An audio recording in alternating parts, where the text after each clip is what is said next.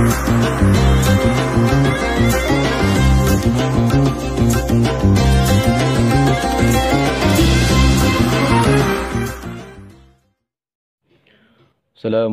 warahmatullahi wabarakatuh. Teman-teman sekalian, salah satu tugas kita sebagai manusia adalah menyeru kepada kebaikan dan mencegah kepada kemunkaran. Sebagaimana Allah tuangkan dalam surat Al-Imran ayat yang ke-104. A'udzubillahi minasyaitonirrajim. Wal takum minkum ummatun yad'una ilal khair wa ya'muruna bil ma'ruf wa yanhauna 'anil munkar wa ulaika humul muflihun. Adalah ada di antara kalian segolongan umat yang menyeru kepada kebaikan dan mencegah kepada kemunkaran. Dan mereka itulah termasuk golongan orang-orang yang mendapatkan keberuntungan. Teman-teman sekalian, kalau kita bicara tentang menyeru kebaikan, salah satu nabi yang bisa kita ambil hikmahnya adalah dakwah seruan kebaikan yang dilakukan oleh Nabi Nuh. Ada 3 hikmah yang bisa kita ambil dari dakwah yang dilakukan oleh Nabi Nuh.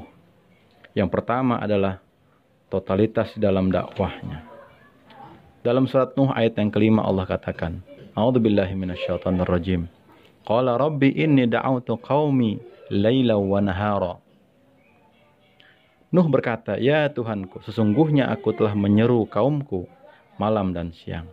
Tak kenal waktu, Nabi Nuh senantiasa menyerukan kebaikan dan mencegah kemunkaran kepada kaumnya selama 900 tahun lamanya.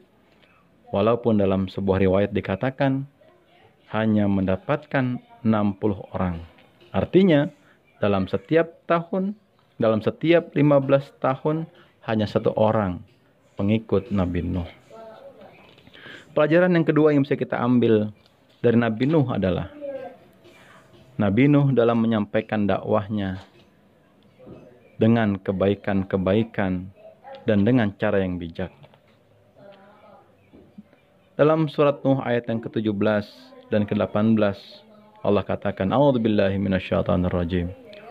Wallahu ambatakum minal ardi nabata thumma yu'idukum fiha wa yukhrijukum ikhraja.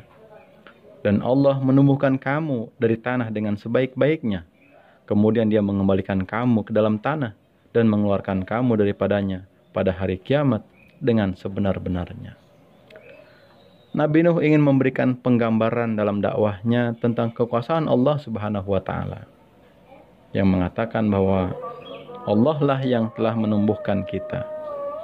Dan kemudian Allah lah juga yang akan memasukkan kita ke dalam tanah. Hikmah yang ketiga dari dakwah Nabi Nuh, dengan segala macam upayanya, masalah hasil dalam dakwah kita kembalikan kepada Allah Subhanahu wa taala. Sebagaimana Nabi Nuh menyampaikan doanya kepada Allah Subhanahu wa taala dalam surat Nuh ayat yang ke-21. A'udzubillahi minasyaitonirrajim. Qala Nuhur rabbi innahum asawni wattaba'u ma lam yazidhu maluhu wa waladuhu illa khasara. Nuh berkata, Tuhan, sesungguhnya mereka mendurhakaiku dan mereka malah mengikuti orang-orang yang harta dan anak-anaknya hanya menambah kerugian baginya. Nuh ayat yang ke-21.